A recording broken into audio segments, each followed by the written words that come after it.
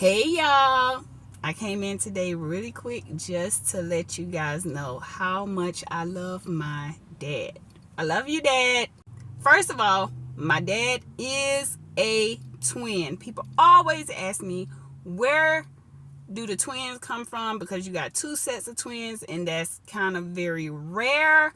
Um, yeah, twins run all in our family. So my dad was the dad that if he popped up at the school, all the kids knew who he was. He was a flashy dad. He was the cool dad, the cool uncle too. Like a lot of people be like, Unc. They would talk to my dad if they had an issue or whatever. Um, because my dad was not judgmental at all. He's still not judgmental. My dad is the one that you could go talk to if you really, really, really want to have a conversation. If you really want somebody that's going to listen to you and have a conversation back and forth with you and try to see your point, and he's going to try to put his point in, and he's going to back it up with Bible, of course, with Bible. Um, so if you wanted wisdom from somebody who's really, really going to try to see it from your side and try to give you a good way of looking at it biblically, then my dad is the one to talk to. He had rings on every finger. He was always dressed to the nine. He was the one that you knew not to mess with him or his brothers or his sisters. You knew that side of the family, you knew not to go there. So, yeah.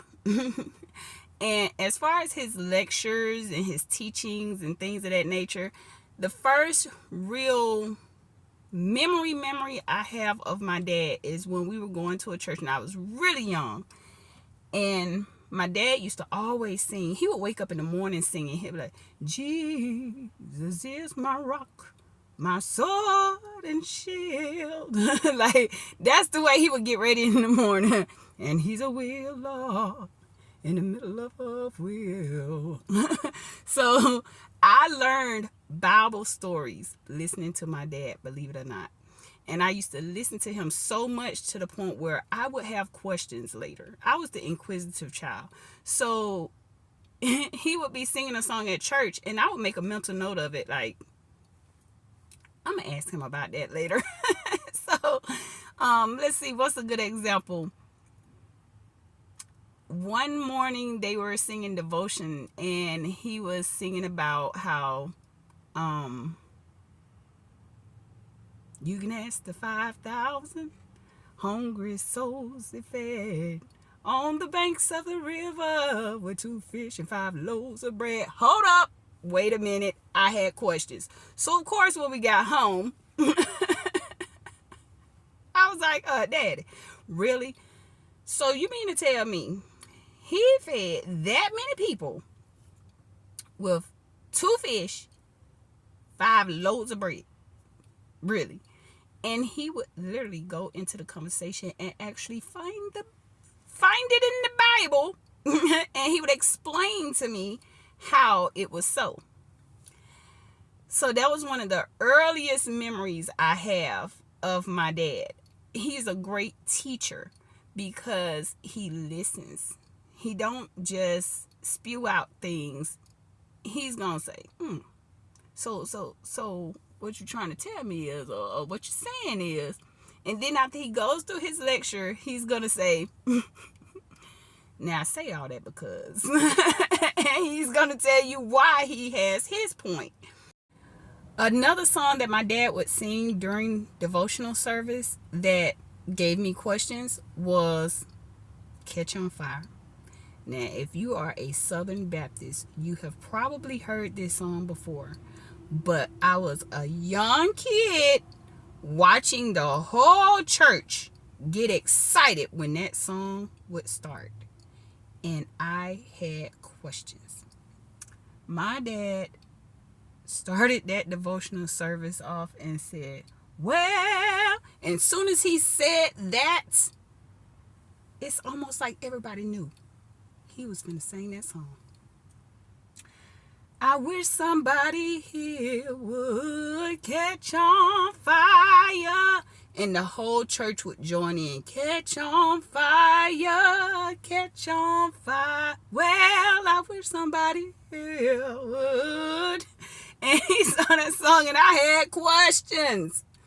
Dad, I know you ain't trying to set people. I know you're not doing that. Dad, what are you singing about now? So I had questions when we got home and he answered. And he told me I need to make sure I'm listening to all the words. But he answered my questions. That's the point. He answered my questions. He didn't dismiss me. He didn't say, oh, you asking crazy questions. No, he answered my questions. So the end of that song was Fire in the Holy Ghost. That's the part I missed. I don't bother nobody. I try to treat everybody the same. But every time I turn my back, they scandalize my name. That was my daddy. Okay? So I learned a lot from just sitting and listening to my daddy. So my dad is cool. He's laid back. He's understanding. And he is the person that I can talk to when I really want to feel heard. When I really want to talk to somebody that's going to see where I'm coming from. It's one thing to talk to somebody and they kind of just shrug you off. They shrug your problems off or whatever. Or they feel like your problems are too much of an issue. She's just being negative or she's just a problem. No, my dad is the one that you talk to and he's not going to judge your issue. He's not going to judge how you got into that problem. He's not. He used to always tell us, like, I don't care what the situation is. I don't care if you think I'm going to be mad at you for being in a certain situation or a certain location. If you are in a situation and you feel unsafe or you feel like somebody pulled you into a situation, contact me. Page me. Call me. Do whatever you got to do. This may be a long video because my dad is just...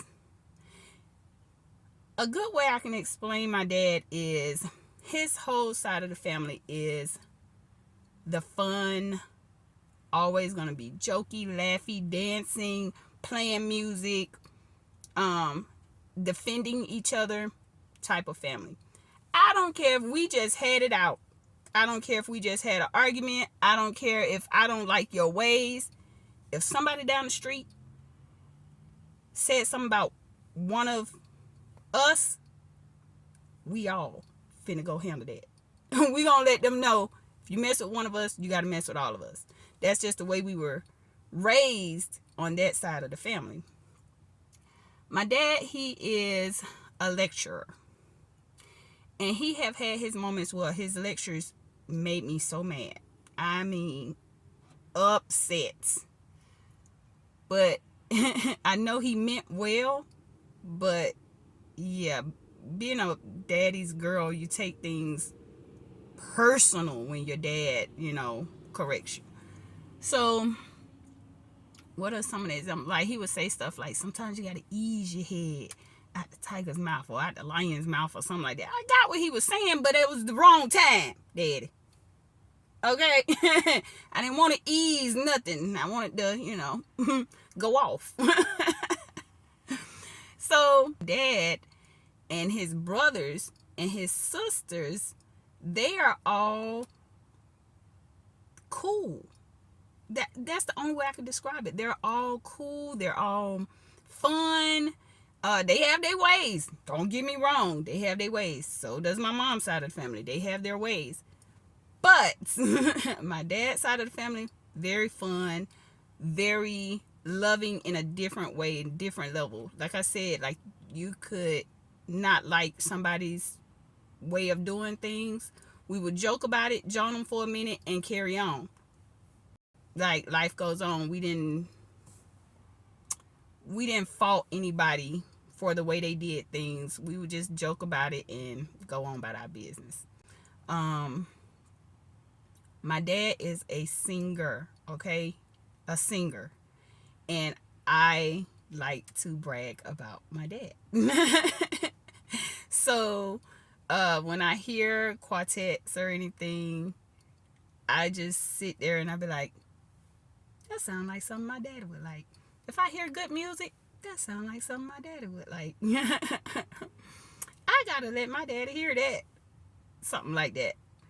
And that's one of the best memories I have of my dad growing up.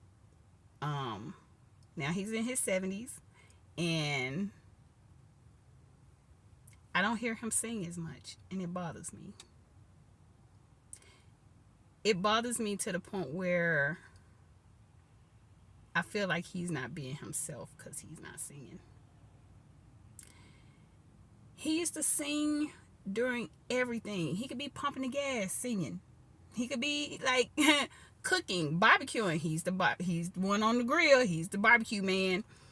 He would be manning the grill, singing.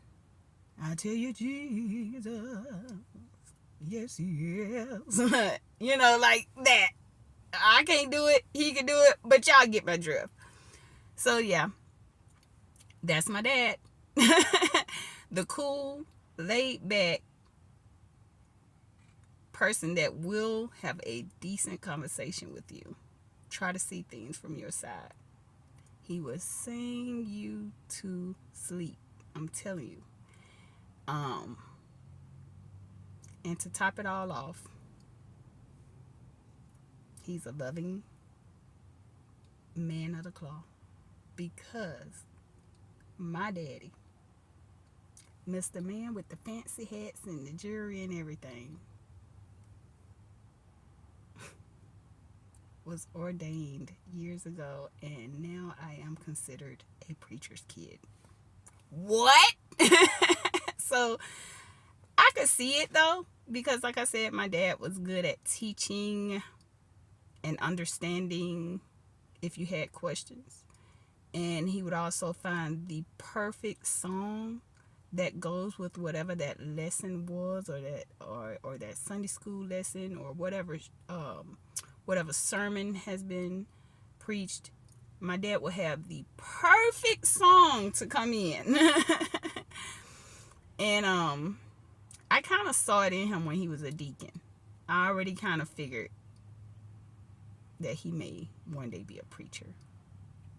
But I had my questions, of course.